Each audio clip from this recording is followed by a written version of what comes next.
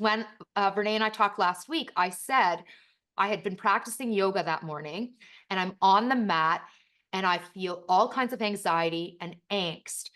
And one of the things that came up for me is there's so much change happening in society, but also in my life, because as a DEI professional, frankly, the work has stopped.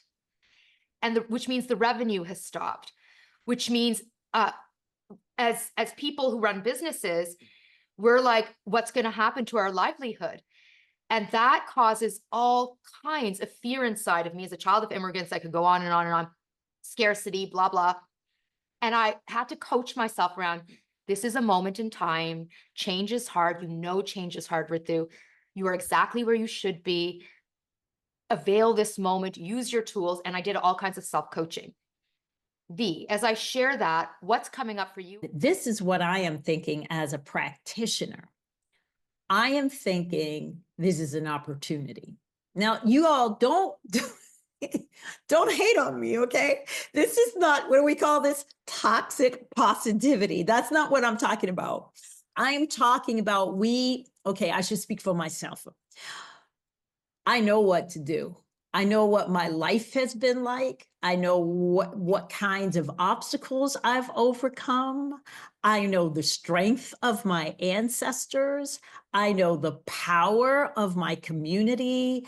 I just know that I have what it takes within me to not only get through this time, but to actually find my purpose in this moment. And when I realized, now this is the thing that kind of blew my mind. And I always say I'm kind of late to these revelations, but they do come, but they do come. I was like, oh, I was made for this. Like, people think of me as a pioneer, like 30 years back, which is true. But every year and every practice and every mistake and every discovery has made me perfectly ready for this moment. And that is true about everyone on this call. It's just that you have to actually ask yourself, what have you learned?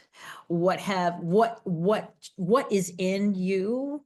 What strengths, what gifts, what is your purpose? Because without having a purpose, this can all seem very, very overwhelming and it doesn't feel like you can win.